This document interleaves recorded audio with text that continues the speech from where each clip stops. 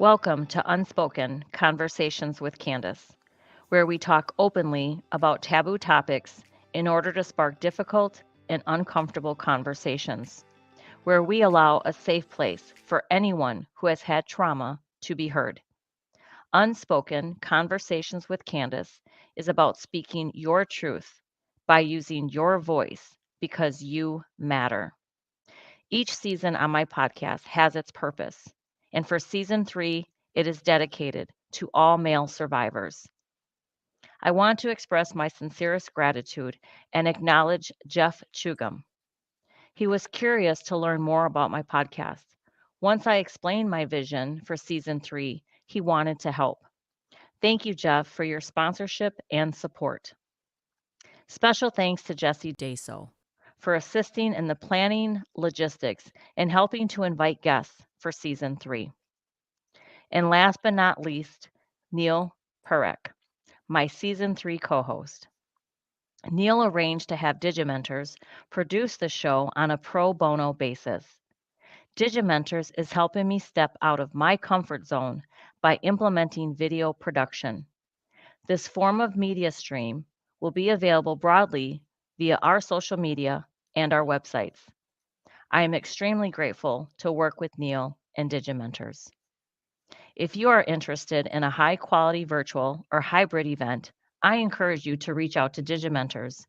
They work with nonprofits, higher education, corporate partners, international organizations, and others. It does not matter where you are based or how big or small your business is. They also do social and digital consulting, training, workshops, videography, recruitment, and more. Check out the links in the show notes for their contact information. Trigger warning. Before we begin, I want to make you aware that we are going to be talking about some very sensitive issues. All of our guests are male survivors of sexual assault. They will be sharing very personal stories about rape, incest, sexual abuse, and or assault. Please take a moment and make sure you are in an appropriate place to watch and or listen. Some of the descriptions may be explicit and have the potential of bringing up a range of emotions. It is more than okay for you to hit pause and come back to this later if you find that you need to.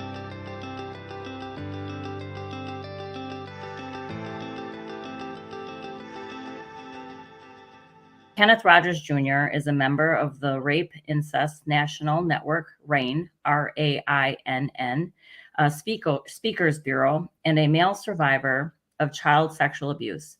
Kenneth uses superheroes to help himself and others understand their childhood trauma, the path toward healing, and how to understand their coping mechanism using cognitive behavior therapy. Kenneth teaches secondary English in Baltimore City, has earned a master's degree in education from Johns Hopkins School of Education. Since growing up and moving from Peoria, Illinois, he graduated from Bowling Green State University in Bowling Green, Ohio in 2008 with a dual degree in political science and English. He has written and published 12 books. To date, he has won 28 National Indie Book Awards. And I am so honored to have Kenneth on my show, Unspoken Conversations with Candace. I went and bought all of Kenneth's books. I couldn't get enough of all of his superhero methodologies. I have really dug into a lot of them, and it really helped me to kind of understand even my own trauma. And the one thing that really spoke to me about Kenneth was the whole being a workaholic. And that was something that I really identified with. So I'm really excited to have him on the show. And Neil, you and I are going to get right into this amazing guest that we have coming on screen here. So I'm so excited. Absolutely. I couldn't agree with you more. And both the superhero work, but also his very poignant memoir. It should be a great conversation. So let's go ahead and bring Kenneth onto this stage. Kenneth, welcome. Hi, how's everyone doing? Hi, Kenneth. Thank you for being here today. I'm just, again, really excited for this conversation to occur. And I know when we first met one-on-one you shared a little bit about your story, and I'm just excited for you to share your story with everyone. And the one thing that I got from our conversation that I really, that just really spoke to me in our one-on-one as we prepare for these episodes, right, is, you said, don't be afraid to fail. And that is something that I think as a survivor and now thriving, I think we can say we're testimonies to thriving to the best of our abilities by doing what we do, the hard work that we do. And that really hit me. So, and then you said fail forward. And that was like, so I have that on my Post-it note on my computers at work because it really spoke to me. So again, I'm all about, when survivors come together, we are louder than silence. And I think the work that you're doing is amazing. And all the books that you've written are just such great resources for those survivors that might want to still live in silence. And so I just want to say thank you for being a part of my show. This really means a lot to me. Thank you. Glad to be here. So yeah, let's just get into it. I'm going to give you the floor to really talk about your story, being abused as a child. I've read your memoir and it was very powerful. I highlighted different sections of it. I had a lot of questions about just things that resonated with me. So I just want you to share with the audience, because really, like I said, season 3 is dedicated to all male survivors. And this is a platform for the work that we're all doing here. But I can't wait for you to really just share your story, in the most raw, realist form, your journey of the abuse that you experienced. So I'm going to give you the floor, Kenneth. Awesome. Okay. So I am Kenneth Rogers Jr. or Kenny. I go by Kenny, but I can't really put that on my books because there's a country singer named Kenny Rogers. So, so Kenneth Rogers Jr. I am a male survivor of child sexual abuse. I was sexually abused or raped by my sister from 8 to 10 years old while watching pornographic videos. She was my babysitter, and we would be left alone at home. It happened on and off for 2 years until abruptly at 10 years old, it just sort of stopped. It just ended. And for a long time, I was questioning, why did it end? And what exactly happened? Questioned spirituality, morality, just everything about that. And that's just the abuse. Afterwards, after the abuse is really where things start to get choppy. Because I wasn't one to be extremely depressed and sad, but as Candace said earlier, like a workaholic, being it's like trying to achieve that level of perfection to prove that I was great and I was fine and there was nothing wrong with me and I was just as good as everyone else, but not. I don't know. I never felt that way, no matter how much I tried. So, like going through school, I was a part of every single after school activity. Uh, I was like in high school, you name it. I had cross country, I had track, but then I also had theater practice, trying to be extremely academic to prove that I was intelligent. Um, and for the most part, I was successful. I got a full ride to Bowling Green State University, and then with that full ride, within a week, I was suffering from massive depression. There was this horrible feeling in my stomach, which I don't wish on any of my worst enemy, that I just could not get out of bed. I couldn't really just think or process or know what was going on. And eventually dropped out. I dropped out of college with a full ride, hardest decision of my life, but ended up figuring out I just couldn't stay. So I took a year off. Eventually ended up going back. Did speech and debate. I love speech and debate. I love public speaking, and doing a lot of that. And everything was fine. Everything was great. Everything was going really well until I had my daughter Miris. So when I had Miris, who is now 8, almost 9 years old, after I had her, just everything went downhill. And everything was great in my life. I had just graduated from Johns Hopkins with my master's degree in teaching, master's degree in teaching, and we had just bought our first home here in Baltimore. Mears was born, healthy, beautiful, and I just could not get out of bed. I was extremely depressed, sad, thought about taking my life. Luckily, my friend Sully was able to come and pick me up and take me to the hospital, and I was able to get in touch with my therapist and eventually go down the road of recovery and healing and realizing like what had happened to me and how I had never really dealt with it. It took a number of years. I mean, I'm still dealing with it. That's the thing about healing, is it never is truly over. It's always ongoing. And talk with my therapist, Susan, just for years. And while I was talking with my therapist, Susan, like we would use the book Courage to Heal. That book is really great. It's amazing. It's really good for survivors, but is written for males or for female survivors. And so every time we would read the book in our therapy session, she would have to change the pronouns from she to he. And sometimes she would slip up, and it would just make me feel more alone and more sad and more isolated from everyone. And she kept reminding me, like, there's other individuals there. You're not by yourself, but it did not feel that way. So I decided to write my memoir, Raped Black Male. And that really sort of opened the door, because when I wrote that book, there was so much in the news, just like there is now, about armed black male, hostile black male, just so much negative connotations towards black males.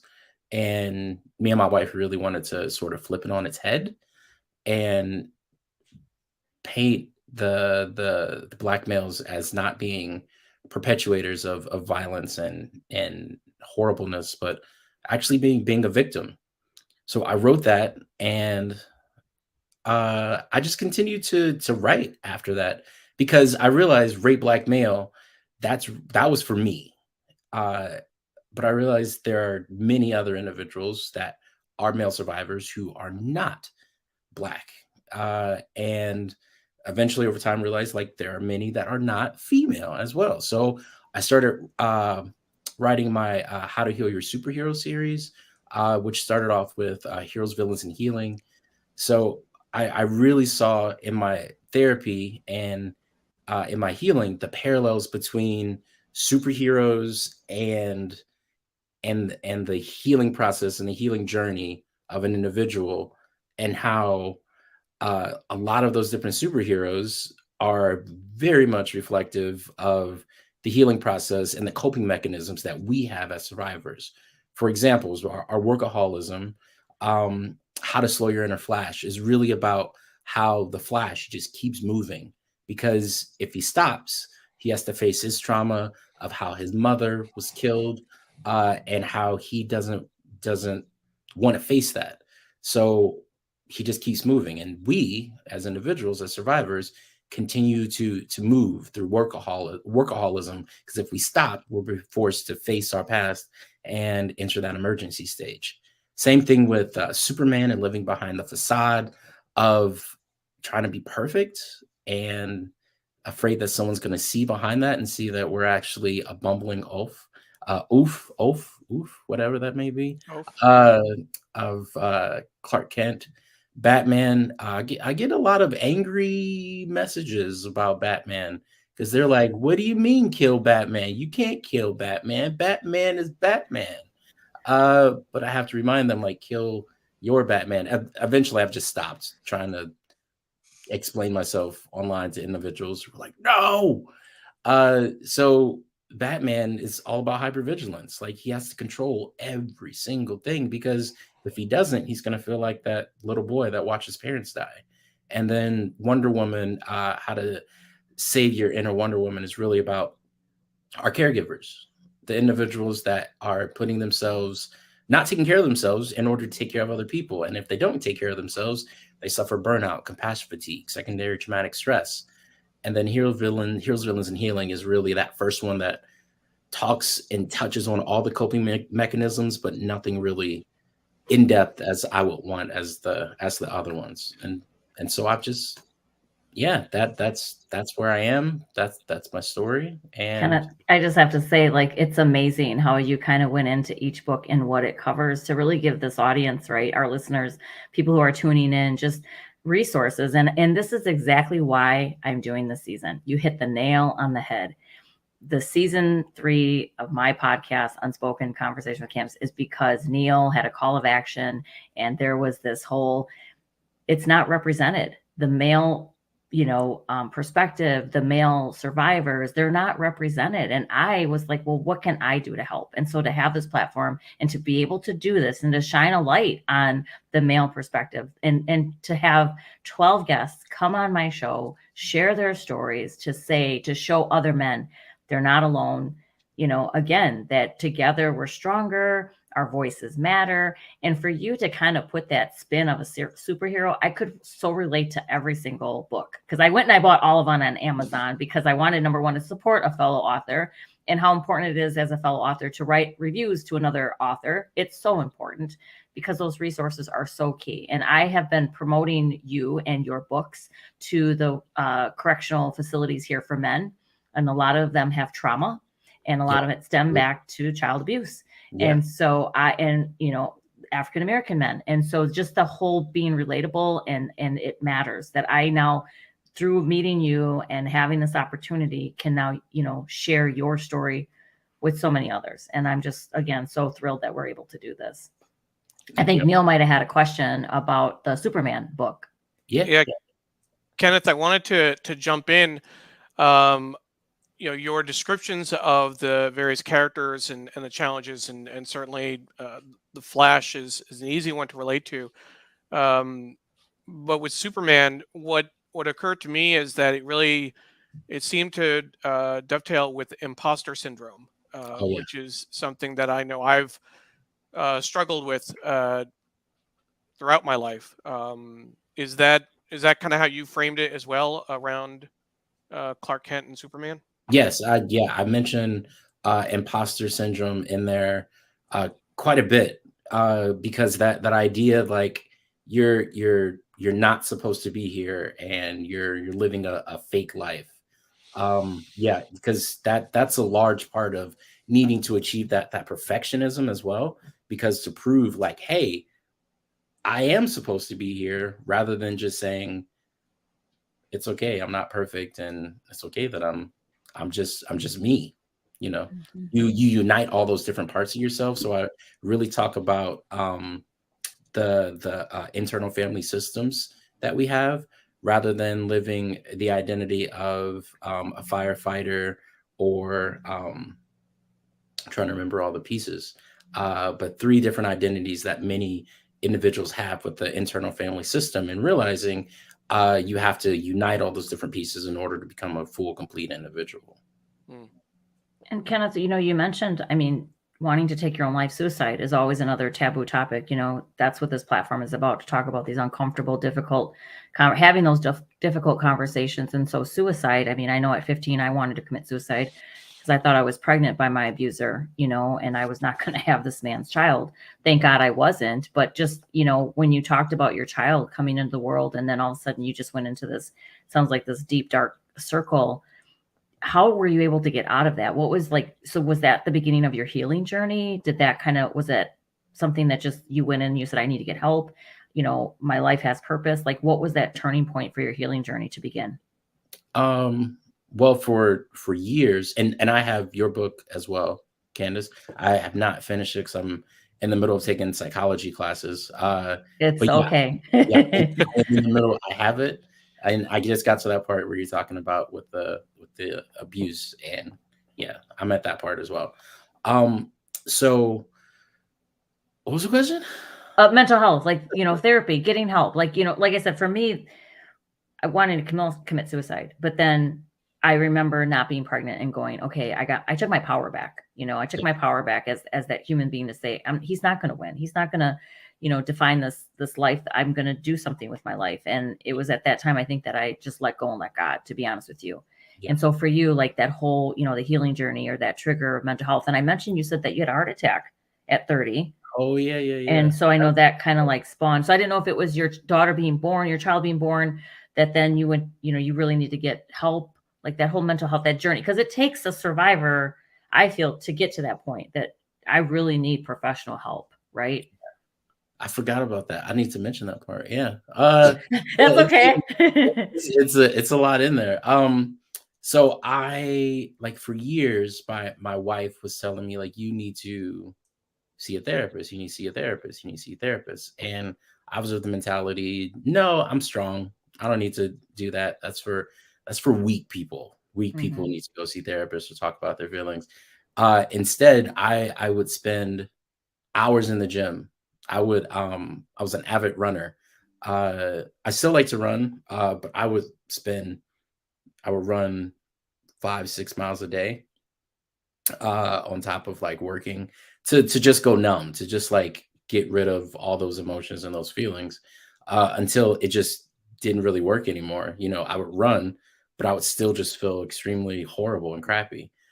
Uh, but when I started feeling extremely depressed and anxious, and thoughts of suicide, I called the hospital and said, I'm really thinking about suicide. And they were like, we're going to send an ambulance over. And I was like, no, that's ridiculous. Don't send an ambulance over, because I was stupid. Uh, but my friend Sully, they asked me, like, do you have anyone who you can call? Like, who's like a, I don't know, police officer or firefighter. Sully was a police officer or a firefighter. And he came over, he picked me up, he took me to the hospital. Um, and while we were there, they gave me a list of different therapists that I can call. Uh, it wasn't really anything there that really did anything, because it wasn't really that useful. But doing that and realizing, like, this is not getting any better, um, I called in order to get an appointment, which I was able to, and then get some medication, for anti-anxiety, and then hook up with a therapist and talk with them. And so that was really the starting point, was when I was able to get those lists of names and really go in and start, um, get on medication and talk to a therapist, because you just can't really have, well, at least for me, can't really just have one or the other. You got to have a mixture of both. Did you want me to talk about the heart thing? Well, yeah, I mean, because like you mentioned a couple of points. So it is lifelong. This whole journey that survivors are on, it's lifelong. I mean, I'm 51 years old and I'm still healing, and I still have triggers, in relationships or with, I sometimes can't say no, and I need to have self-care as a priority in my life. So yeah, I mean, we can get into the whole heart attack. I remember you mentioned that at 30, like that was like big eye opener for you. And then I know when we even talk about our abuse, like, talking about your family, like how did that go down? And because a lot of times other survivors, like I know, like in my family, I didn't break my silence 40 plus years later with my book. My book came out in 2020. I mean, it took me 3 years to write. And then to finally publish, I was always so worried that I was going to hurt my family. And it just got to the point where I felt, and it was smack dab during the pandemic, I thought I would die of COVID, never tell my story and take this to the grave. And I did not want that to happen. So yeah, if we can share a little bit more about, that instance with your heart attack and that being eye opening. And if we want to even dive into a little bit more about like the abuse and just your family, that dynamic with the family environment. Yeah, that definitely goes along, because those one impacted the other. So when I disclosed and I talked about it, I told my mother. My mother was pretty upset, not with me or my sister, but more with herself, that she felt more embarrassed that could happen in her house and she not know about it. And she felt pretty embarrassed about that. My father, on the other hand, told me to get over it, and just sort of, I don't know, that he told me the best thing was to forget about it and just feel like it never, let's just move on. I was not very happy with that. We didn't talk for a while after that. And then my brother, I told him, my brother's been my biggest advocate. My brother Daniel is, I love my brother Daniel. He's like my best friend. So talking with him, he's always been there to really sort of help and cheerlead and be a sounding board, because there's only so much that you can take without like having another sounding board of another black male. Just have that person there with you. So after disclosing, and I realized like I could write, because I've been writing for years. I've written fiction and science fiction and speculative fiction before I wrote the memoir. And so when I wrote the memoir and I published it, um, it got attention, and unfortunately, well, not unfortunately, no, not unfortunately, my students, because I tell my students about when I write. And so my students were very interested in the book, and some of them got the book, and some of them were reading the book. And so my current principal was not very happy with it, and said that they had to get permission slips in order to read the book, which some of them did. The other ones, they stopped reading it, uh, and it was just a very hostile work environment, and I felt very much just afraid and just frightened, um, in that environment. So I was at work, teaching, and it's my planning period. I was like, my arm is really kind of heavy, and yeah, it's going kind of numb. And the other teacher that was with me was like, "Oh, it's probably just an anxiety attack. I get those all the time. Like anxiety is like it's a whole nother thing with teachers. Like, it's okay. It's just another anxiety attack because we get those all the time." It's like, okay. But I went down to the nurse, and the nurse was like, "No, your heart beating's pretty fast." So I went back upstairs. Was like, "I'll teach throughout the day, and then I'll go to the hospital." Uh, but she had already called the ambulance. So the ambulance came.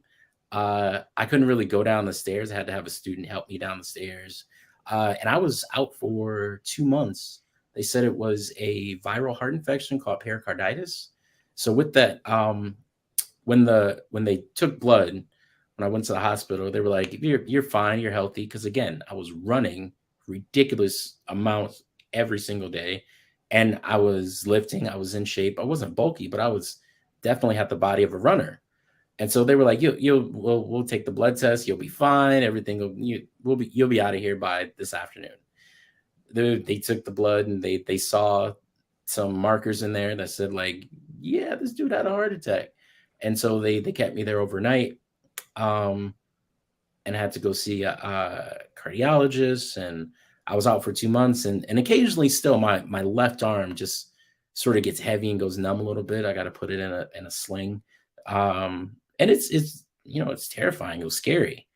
And that's really when I started writing Heroes, Villains, and Healing too, because I was deathly afraid, like you said, like with the pandemic, you afraid you're going to take it to your grave.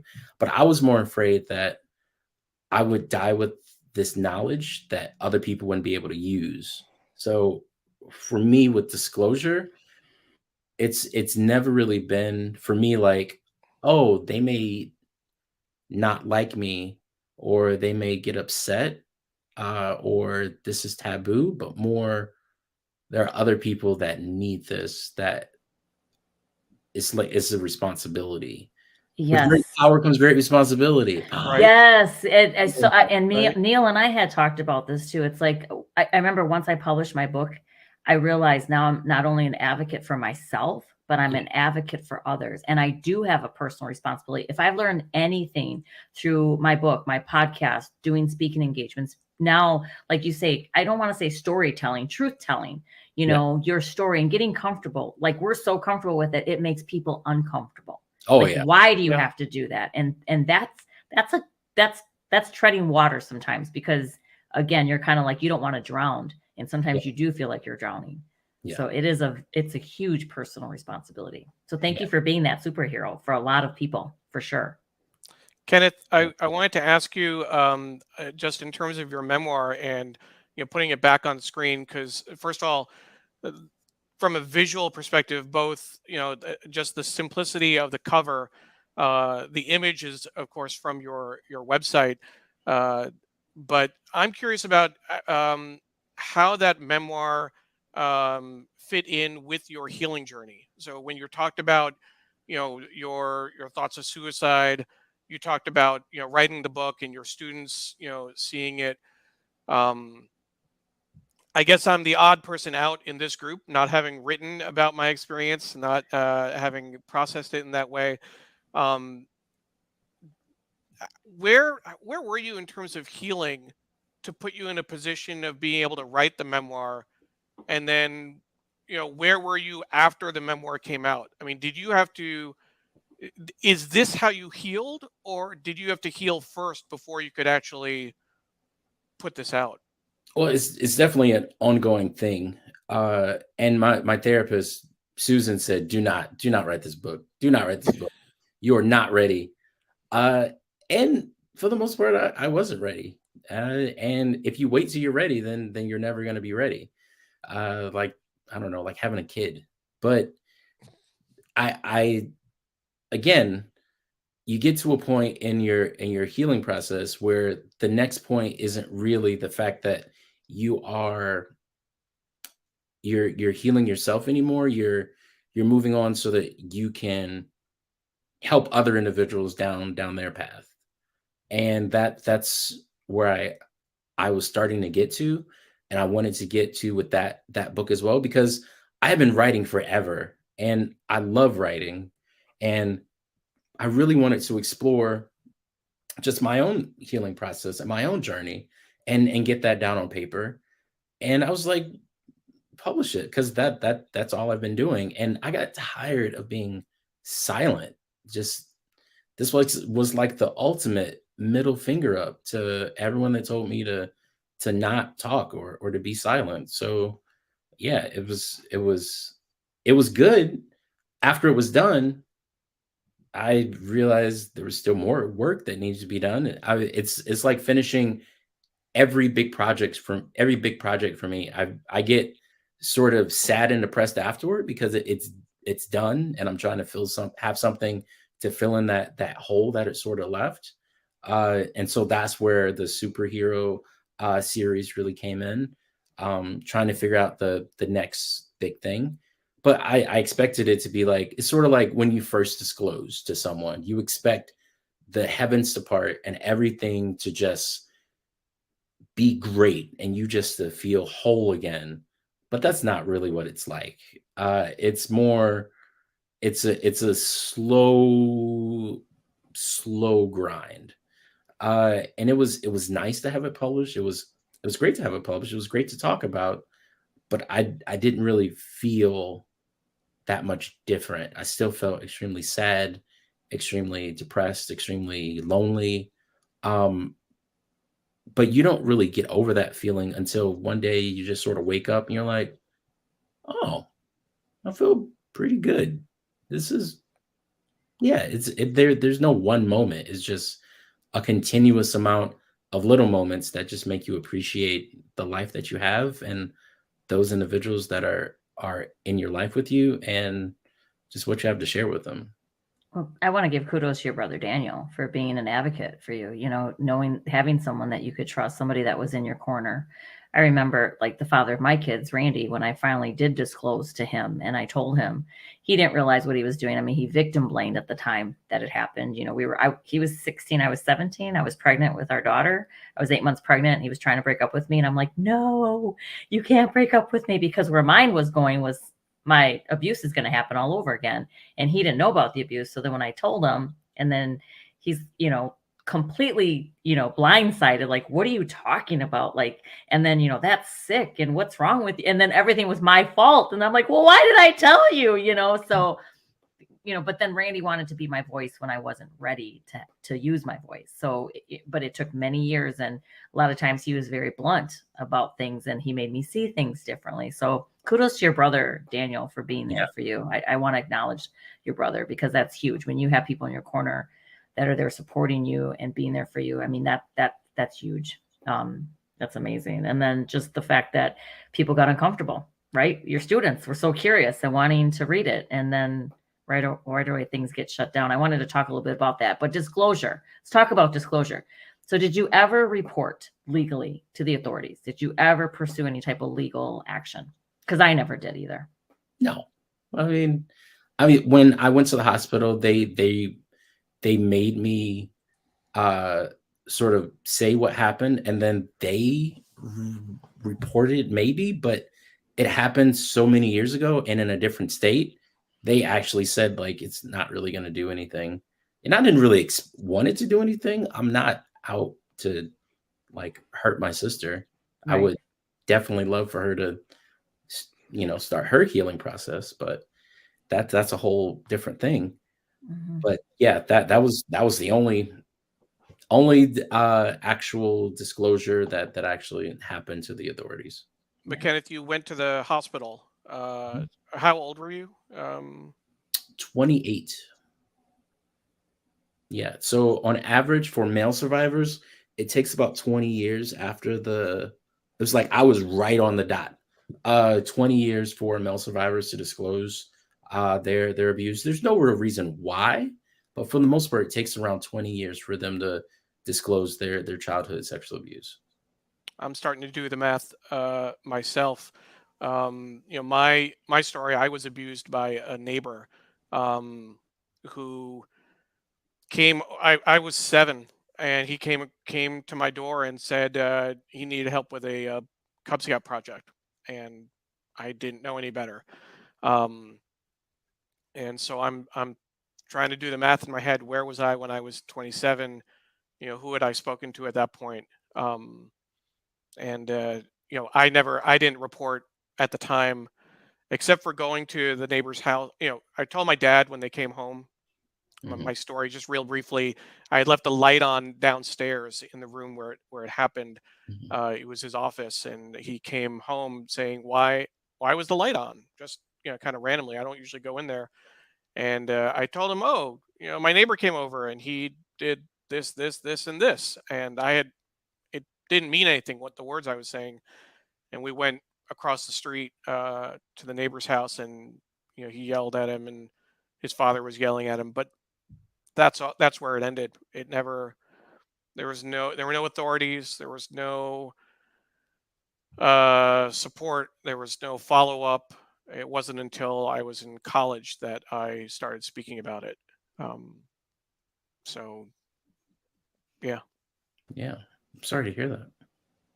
Yeah, I've partnered, and I'm just going to plug NCAN real quick, Kenneth and Neil. So I partnered with, now that I'm doing this work, right? Author of my own book, to your point, Kenneth, and then you have this personal responsibility, created a podcast as a platform to share other survivor stories or anything that's taboo related that makes people uncomfortable, difficult to talk about. And I just remember, and I lost my train of thought. What was I talking about? You're talking about NCAN. NCAN, sorry. NCAN. The average age, so the national founder of NCAN, her name is Lori Poland, and they do walks. They try to promote advocacy, research, fundraising, awareness related to child abuse and neglect. And her story is very powerful as well. And so I've partnered with them, and I brought a walk for the first time here to Milwaukee. We were a brand new city hosting a walk for NCAN. We got about 100 participants on September 17th. I was so proud to be their event lead for this because it's part of my personal mission. And she basically educated me to say the average age between men and women is 52.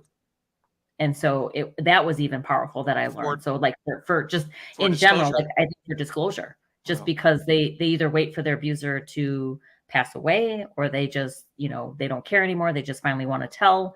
But yeah, that's kind of what she mentioned was 52. And I was 47 when I think I 48, 49 when I published. So, I mean, I was talking about it in all of my 20s and 30s and 40s, but really publicly with the book. So, I mean, you're starting to see more and more of that.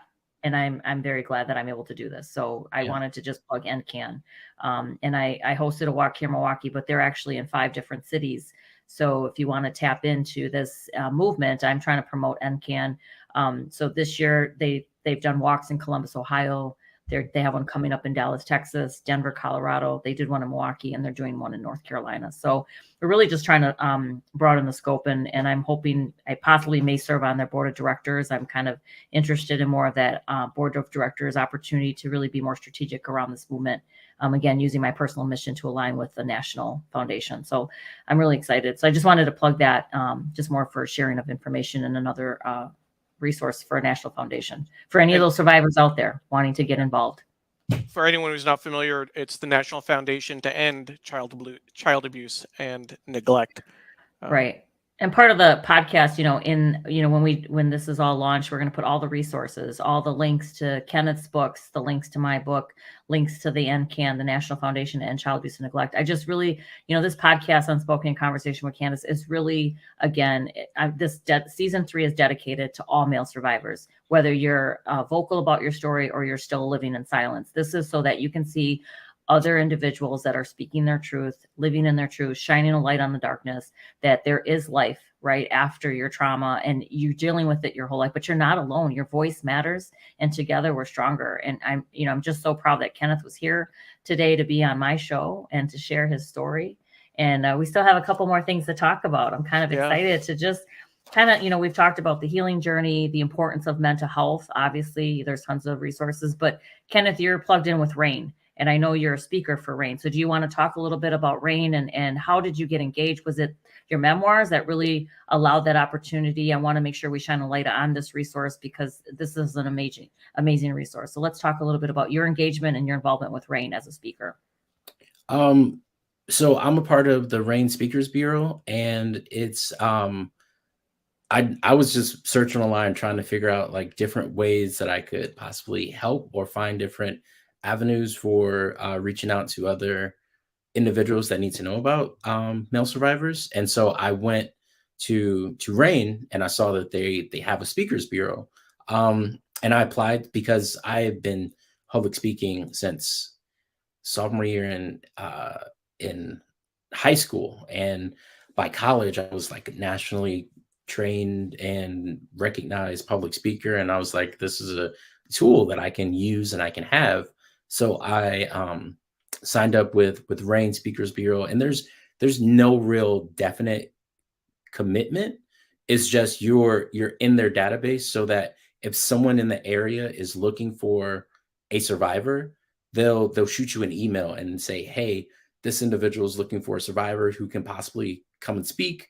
You can email them individually. There's like no pressure for you to say, oh, you have to do this. It's as much or as little as you want, just making sure that you you're accurate in your statistics and you're just telling your story to make sure other individuals know about what happened.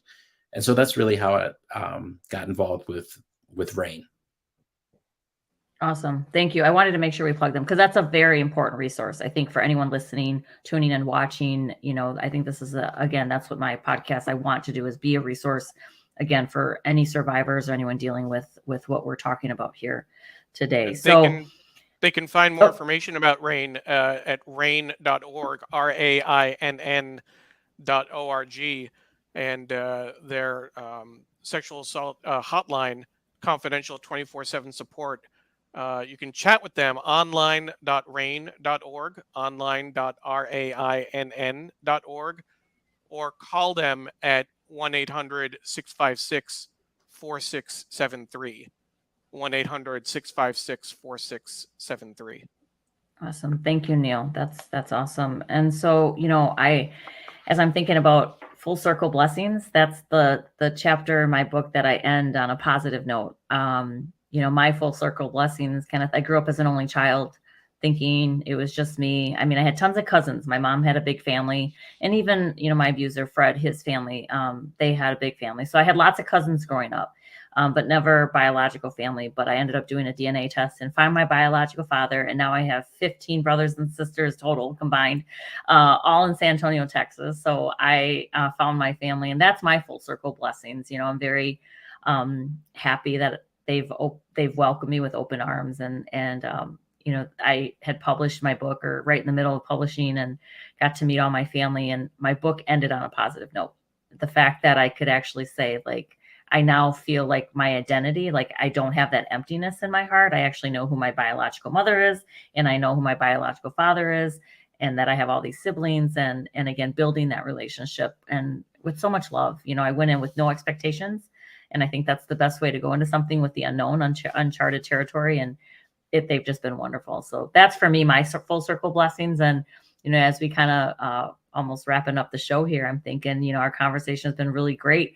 I want to know where you are. What's your full circle blessings? And tell me where you are in your life, and what are you most thankful for? Oof. Honestly, I'm just grateful for, I don't know. I'm in a weird spot. I'm just grateful for everything. Uh, like life is really hard right now. Like it's really difficult because I'm super busy, and my daughters Miris and Amari, like Miris is a freaking rock star. Like literally, she's in a band at 8 years old, like playing drums. And she loves to skateboard and do gymnastics. And I'm like, Wow. wow, like I don't know where that came from. And then my daughter Amari, who's 6, like an orange belt in karate, and loves to eat pasta, and just an overall just sweet person. And my wife, who's just been there the entire time, and it's just good. And I'm taking classes trying to become a school psychologist. It's not easy. And teaching's not easy. None of this is easy. And I don't want it easy. I'm just extremely grateful and blessed and happy that I'm able to help. I'm just blessed. I'm just happy. Yeah. No, and You I know, think it's that's really great. simple, but yeah, I'm just in a good place. That's great. And I think, you know, knowing that everything that you've gone through, you know, and that you have this huge purpose in your life. And I feel it. I feel it with you telling your story. I have felt it reading your books. You know, I have flipped through all of them in different parts and components, and I got nuggets of great information. I think your memoir though hit me like tons of bricks, as far as like different things that you talked about, that, I mean, I had questions, and we'll have to talk about those questions offline, because I know we don't have a whole nother hour to talk about it, but just even your perspective on so many things that are hard, like your identity, right? As a Black male, you talked about that. And then, you know, and I remember my own struggle being Hispanic, you know, not speaking Spanish. So am I really Mexican? You know, and those types of things. But reading your book really struck a chord on a lot of different levels. And so just you being so authentic and so real was so inspiring. And I just want to say thank you for being on my show, and being an amazing guest for Unspoken Conversation with Candace. Way to kick us off. I really appreciate this. This was awesome, and great. Thanks to my co-host Neil for being on this journey with me for season 3. This is amazing. Thank But you. yeah, Thank you, Candace. as we, I know we're going to kind of wrap up. I just want to say, Kenneth, amazing work. Do you have another publication coming out? That's what I want to know. What is your next book? Yes. So I've been very busy. I just finished and submitted to my editor the Heroes, Villains, and Healing edition, the Marvel edition.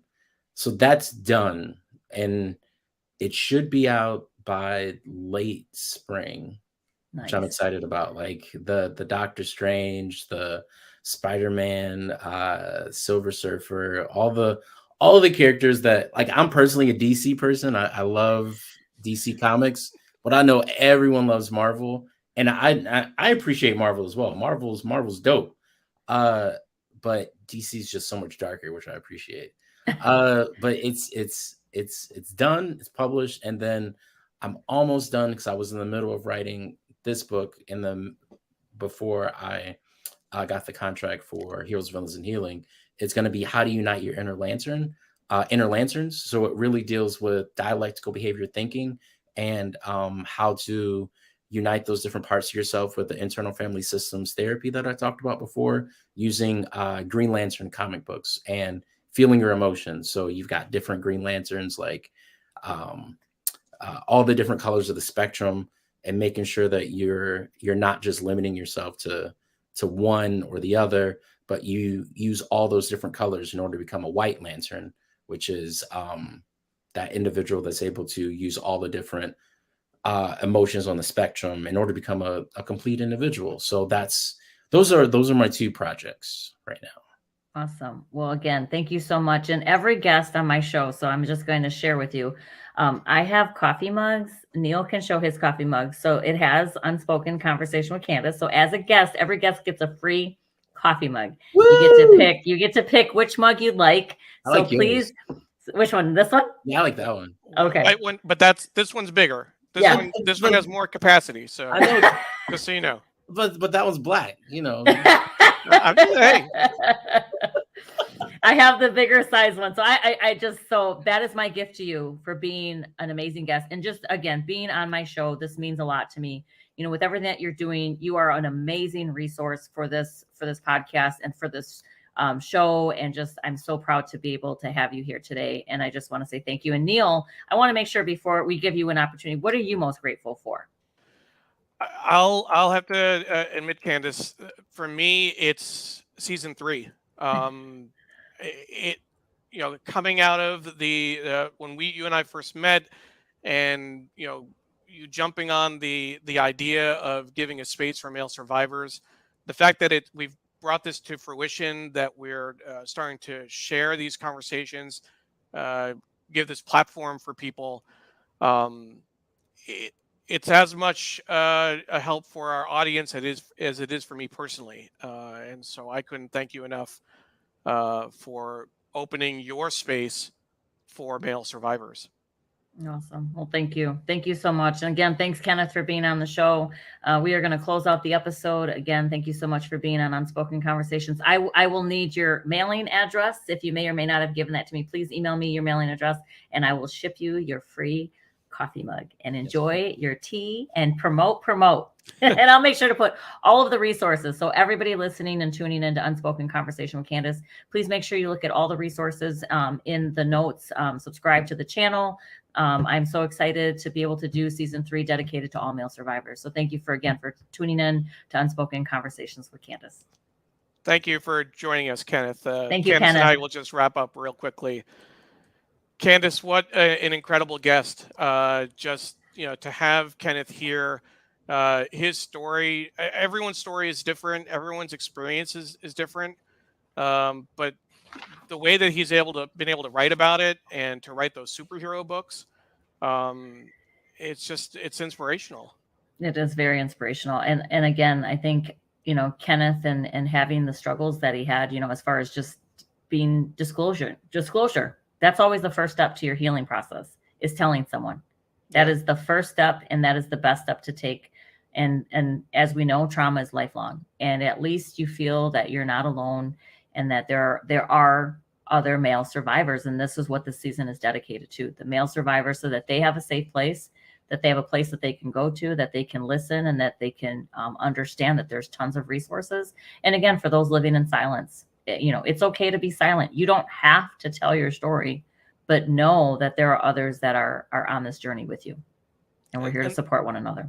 And that's the hope, that people out there would, listen and watch these episodes, and it might spark something. Even if, for me personally, I had to share my story a number of times individually before I could speak publicly about it. And it's a process. It's sometimes a slow process. But with people like you, with Kenneth, I want to do a shout out to our mutual friend, Dawn Helmrich, and her work with Denim Day. That really helped me. I was able to promote Denim Day as an event before I could talk about my own history, my own experience of being abused. But just the fact that I was promoting that event gave me some healing, gave me some solace to know that I was doing something. So again, thank you. You're very welcome. And we're all connected. It's by divine design that I think our paths have crossed. you know, you and I connecting, Dawn and I connecting, and now we're connected with Kenneth. Again, divine design, there's a bigger purpose in all of this. And I think this is the start to helping again, what I'm dedicating to all male survivors, giving them a safe place to come and listen and hopefully just keep sharing the message. That's what this is all about. So thank you for tuning in, everyone. Thank you. Make sure you tune into the next episode of Unspoken Conversation with Candace. We'll have more episodes, and we're very excited for season 3. Thank you for tuning in today.